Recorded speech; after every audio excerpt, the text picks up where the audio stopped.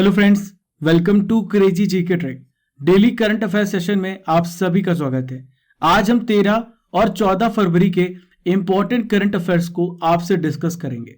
ये current affair Bharat के सभी प्रतियोगी परीक्षाओं के लिए इंपॉर्टेंट है। दोस्तों, पूरे सेशन को बहुत ध्यान से सुनिए। लास्ट में मैं आपसे कुछ इंपॉर्टेंट क्वेश्चंस करूंगा जिसका आंसर आपको कमेंट बॉक्स पे करना है।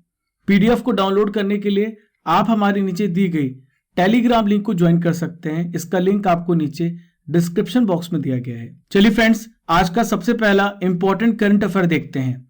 क्वाड्रिलेटरल सिक्योरिटी डायलॉग की मंत्री स्तरीय बैठक कहां पर हुई? Where was the ministerial meeting of Quad held?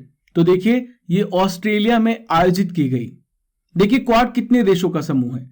तो क्वाड 4 देशों का ग्रुप है। इसमें 4 देश शामिल हैं। मैं आपको ट्रिक से बता देता हूं तो आप याद रखिएगा। देखिए, आप याद रखिएगा JAAI, जापान, अमेरिका, यहां पर देख पा रहे हैं ऑस्ट्रेलिया और इंडिया। तो ये 4 देश हैं। जय याद रखिएगा, JAAI क्वाड देश में आते हैं। देखिए, मीटिंग कब हुई है? 11 से 12 फरवरी 2022 को। कहां पर हुई है? मेलबर्न, ऑस्ट्रेलिया में हुई है। देखिए, इसमें कौन कौन शामिल हुआ है? 4 देश शामिल हुए हैं। अमेरिकी विदेश मंत्री एंटनी ब्लिंकन, ऑस्ट्रेलिया के विदेश मंत्री का क्या नाम है?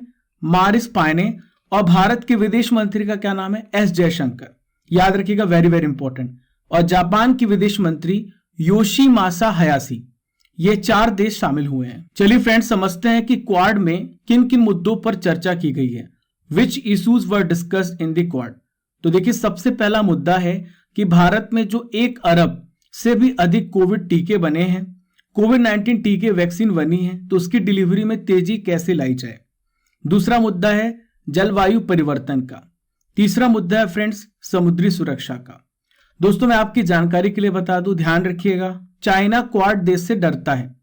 चाइना अपना विरोधी मानता है क्वाड को, क्योंकि वह दक्षिण चीन सागर पर कब्जा करना चाहता है, लेकिन उसे क्वाड के कारण बहुत सारी परेशानियों का सामना करना पड़ रहा है। सेकेंड इंपॉर्टेंट करंट अफेयर ये रहा फ्रेंड्स, किस देश ने जम्मू कश्मीर के साथ समझौता ज्ञापन पर हस्ताक्षर किए हैं? Which country has signed MOU with Jammu and Kashmir? तो देखिए, इस देश का नाम है न्यूजीलैंड। दोस्तों, हाल ही में मैंने आपको बताया था, न्यूजीलैंड के पहले एक और देश ने समझौता ज्ञापन पर हस्ताक्षर किए थे। तो देखिए, किस देश ने किए थे? UAE ने किए थे। इसके बाद न्यूजीलैंड दूसरा देश बन रहा है जो जम्मू कश्मीर में डेवलपमेंट के लिए कार्य कर रहा है। न्यूजीलैंड जम्मू कश्मीर में क्या करेगा? तो शिप फार्मिंग यानी भेड़ पालन में मदद करेगा और फार्मिंग सेक्टर में दोगुनी पैदावार बढ़ाने में मदद करेगा। देखिए, समझौता किनके बीच में हुआ है? जम्मू कश्मीर के वर्तमान उपराज्यपाल कौन है? इनका नाम है मनोज सिन्हा। और न्यूजीलैंड के कार्यकारी निदेशक कौन है फ्रेंड्स? इनका नाम है मिशा मानिक्स ओपी। तो इन दोनों के बीच में यह साइन किया गया है। दोस्तों, यहाँ पे जम्मू और कश्मीर की बात आ रही है, तो मैं आपको जम्मू कश्मीर के बारे में इंपॉर्टेंट डिटेल शेयर करने वाला हूं। यहां पर आप मैप पे देखिए, जम्मू कश्मीर है और ये लद्दाख है। ये दोनों यूनियन टेरिटरी बन चुके हैं। कब बने हैं? 31 अक्टूबर 2019 को ये यूनियन टेरिटरी संघ शासित प्रदेश बन चुके हैं। देखिए, इसकी 2 कैपिटल है। एक है श्रीनगर जो कि समर कैपिटल है, दूसरी है जम्मू जो कि विंटर कैपिटल है। यहाँ पे टोटल 20 डिस्ट्रिक्ट्स हैं। कितने डिस्ट्रिक्ट हैं? 20। चलिए friends, third important current affairs की ओर बढ़ते हैं। पॉल हेनरी सैन-डाइगो दामिबा किस देश के प्रेसिडेंट बने? किस देश के राष्ट्रपति बने? तो देखिए, हाल ही में बुर्किना फासो के राष्ट्रपति बने। दोस्तों, मैं आपकी जानकारी के लिए बता दूं, बुर्किना फासो में 24 जनवरी 2022 को सेना के द्वारा तख्ता पलट कर दिया गया था, जिसके कारण राष्ट्रपति, क्या नाम है इनका? रोच मार्क क्रिश्चियन काबोरे को गिरफ्तार भी कर लिया गया था। देखिए, अब नए राष्ट्रपति बने हैं। इनका क्या नाम है? Paul Henri Sandaogo Damiba. ये बुर्किना फासो के सैन्य कमांडर हैं। दोस्तों, ये 16 फरवरी 2022 को राजधानी औगाडाउगू में शपथ लेंगे, ओथ लेंगे। दोस्तों, यहाँ पर बुर्किना फासो की बात आ रही है, तो आइए मैं आपको लोकेशन में दिखा देता हूं। ये अफ्रीका महाद्वीप में यह देश आता है। इसकी कैपिटल क्या है? इसकी कैपिटल है औगाडाउगू।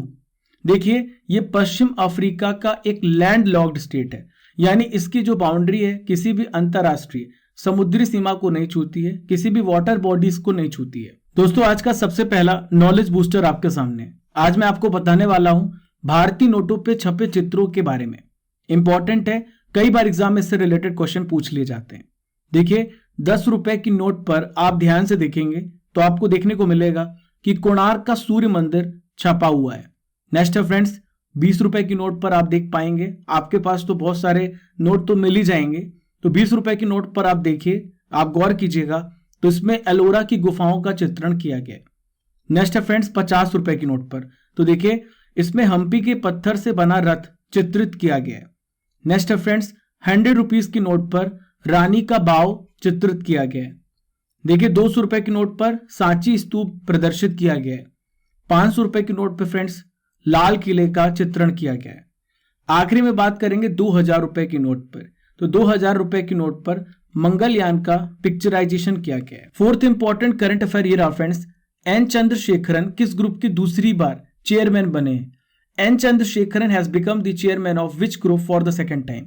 तो देखिए ये टाटा ग्रुप की दूसरी बार चेयरमैन बने हैं। देखिए इनका कार्यकाल कितने साल का होगा? इनकी नियुक्ति 5 साल के लिए की जाएगी। देखिए इनका कार्यकाल 2027 तक चलेगा। इसके पहले 2017 में चेयरमैन बने थे। देखिए ये 34 साल से टाटा ग्रुप में कार्य कर रहे हैं। इनका जन्म कहां पे हुआ था? इनका जन्म तमिलनाडु में मोहानूर गांव में हुआ था। दोस्तों यहाँ पे बात आ रही है टाटा ग्रुप की, तो देखिए मैं आपको पूरी बात समझाता हूं टाटा ग्रुप के बारे में। देखिए टाटा ग्रुप में 29 लिस्टेड कंपनियां, कितनी कंपनियां हैं? 29 लिस्टेड कंपनियां हैं। ये नमक से लेके सॉफ्टवेयर तक के सेक्टर में कार्य करते हैं। इसकी कुल लिस्टेड कंपनियों का मार्केट कैपिटल 25 लाख करोड़ रुपए से भी ज्यादा है फ्रेंड्स। चलिए देखिए इसमें आईटी कंपनी जो टाटा कंसल्टेंसी है, जिसे हम टीसीएस के रूप में जानते हैं, 14 लाख करोड़ रुपए के साथ सबसे बड़ी कंपनी टीसीएस है। चलिए friends fifth important current affairs को बढ़ते हैं। मुनीश्वर नाथ भंडारी किस हाई कोर्ट के मुख्य न्यायाधीश नियुक्त किए गए हैं? Munishwar Nath Bhandari has been appointed as the chief justice of which high court? तो देखिए इनकी नियुक्ति मद्रास हाई कोर्ट में की गई है। देखिए भंडारी जी की बात करें तो अब तक ये मद्रास हाई कोर्ट के कार्यवाहक एक्टिंग न्यायाधीश के रूप में कार्य कर रहे थे। दोस्तों आपसे पूछा जा सकता है कि संविधान में किस आर्टिकल में बताया गया है कि हर एक स्टेट का एक हाई कोर्ट होगा? तो आर्टिकल नंबर 214। लेकिन फ्रेंड्स 2 या 2 से अधिक राज्य या फिर केंद्र शासित प्रदेश का एक हाई कोर्ट हो सकता है, एक न्यायालय हो सकता है। दोस्तों मैं आपकी जानकारी के लिए बता दूं, भारत में वर्तमान में कितने हाई कोर्ट है? तो भारत में वर्तमान में 25 हाई कोर्ट है। याद रखिएगा, एग्जाम में पूछा जा सकता है। दोस्तों एक छोटी सी ट्रिक है जिसकी मदद से आप मद्रास हाई कोर्ट के उच्च न्यायालय के मुख्य न्यायाधीश के बारे में याद कर पाएंगे। देखिए मुनीश्वर बोलने पर हम ईश्वर का उच्चारण कर रहे हैं, ईश्वर आ रहा है, ठीक है, और मद्रास बोलने पर दास आ रहा है। हमेशा जो दास होगा किसके पास रहेगा? ईश्वर के पास रहेगा। तो आप इस प्रकार से याद रख सकते हैं, मद्रास मुनीश्वर, ठीक है। सिक्स्थ इंपॉर्टेंट करंट अफेयर ये रहा फ्रेंड्स, भारतीय राष्ट्रीय महिला दिवस कब मनाया गया? When is the Indian national women's day celebrated? तो देखिए हर साल 13 फरवरी को ही मनाया जाता है। देखिए किनके याद पर मनाया जाता है? तो सरोजनी नायडू जी की जयंती के उपलक्ष्य पर ही मनाया जाता है। देखिए इस बार सरोजनी नायडू जी की ये 143वीं जयंती मनाई गई है। इनका जन्म कब हुआ था? 13 फरवरी 1879 को इनका जन्म हुआ था। दोस्तों आप सभी को मैं बता दूं, सरोजनी नायडू को आपने पढ़ा होगा, नाइटिंगेल ऑफ इंडिया के नाम से इन्हें जाना जाता है। लेकिन मैं आपकी जानकारी के लिए बता दूं, हर साल इंटरनेशनल वुमेन्स डे कब मनाया जाता है? तो देखिए हर साल 8 मार्च को इंटरनेशनल वुमेन्स डे मनाया जाता है। देखिए एक और दिवस मनाया जाता है, राष्ट्रीय बालिका दिवस। तो हर साल भारत में 24 जनवरी को राष्ट्रीय बालिका दिवस मनाया जाता है। देखिए यहाँ पे सरोजनी नायडू जी की बात आ रही है, तो मैं आपको कुछ इंपॉर्टेंट फैक्ट्स बता रहा हूं सरोजनी नायडू से रिलेटेड, जो आपसे एग्जाम में पूछे जा सकते हैं। दोस्तों महिलाओं के अधिकारों, मताधिकारों और संगठनों और विधानसभाओं में प्रतिनिधित्व के लिए इन्होंने 1917 में महिला भारत संघ की स्थापना की थी। 1925 में सरोजनी नायडू भारतीय राष्ट्रीय कांग्रेस, इंडियन नेशनल कांग्रेस की अध्यक्ष बनी थी।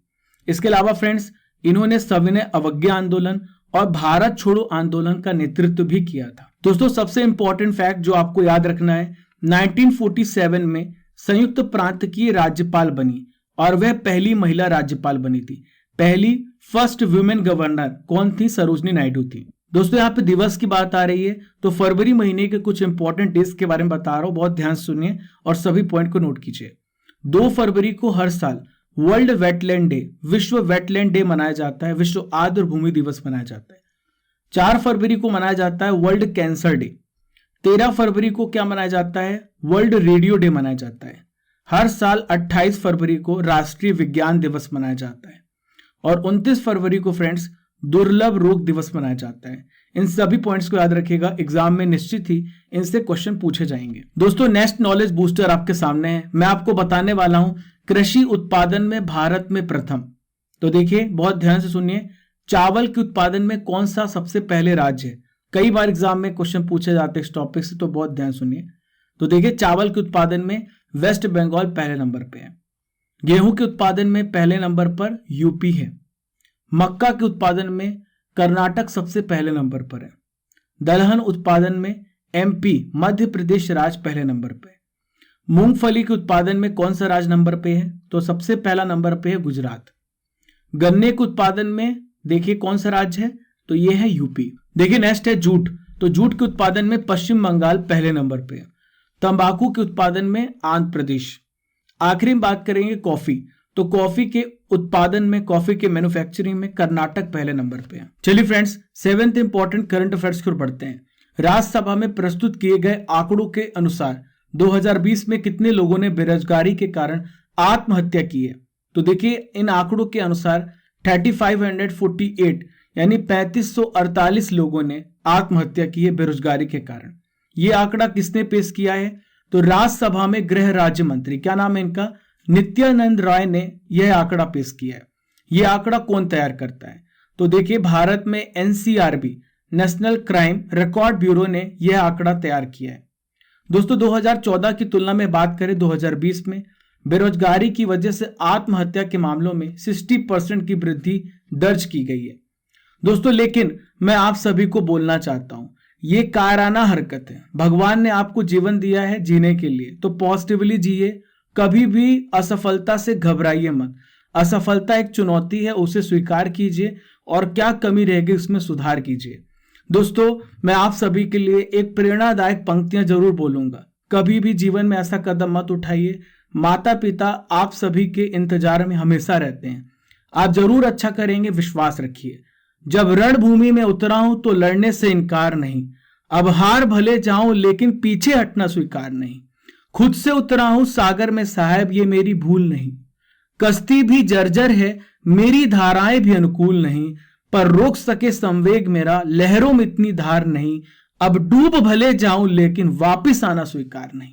तो दोस्तों मेहनत करते रहिए, जरूर सफलता आपको मिलने वाली है। दोस्तों जब भी आपको ऐसा लगे तो आप कमेंट बॉक्स पे जरूर कमेंट कीजिए। मैं आप सभी के कमेंट का हमेशा वेट करता हूं। मैं हर स्टूडेंट का कमेंट पढ़ता हूं और आप सभी हमारे भाई बहन हैं। हमारा मकसद है आपको आगे ले जाना। दोस्तों नेक्स्ट नॉलेज बूस्टर आपके सामने है। देखिए आज मैं आपको बताने वाला हूं पदार्थों का पीएच मान, जो एग्जाम की दृष्टि से इंपॉर्टेंट है। देखिए जल का पीएच मान कितना होता है? 7 होता है। याद रखिएगा न्यूट्रल होता है, एग्जाम में पूछा जाता है इससे प्रश्न। दूध का पीएच मान 6.4 होता है।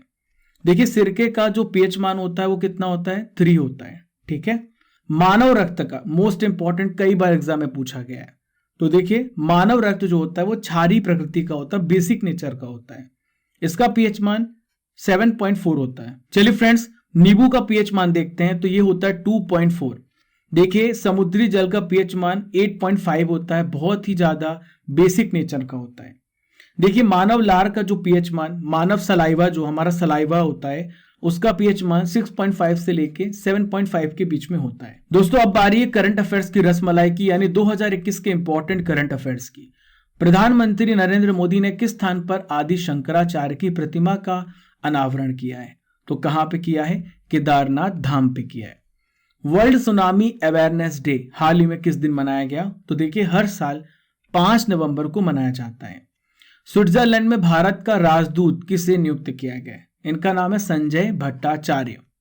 ड्वेन ब्रावो किस क्रिकेट टीम के क्रिकेट खिलाड़ी हैं जिन्होंने हाल ही में अंतरराष्ट्रीय क्रिकेट से संन्यास लेने की घोषणा की है? तो आप सभी को पता है वेस्ट इंडीज के खिलाड़ी हैं।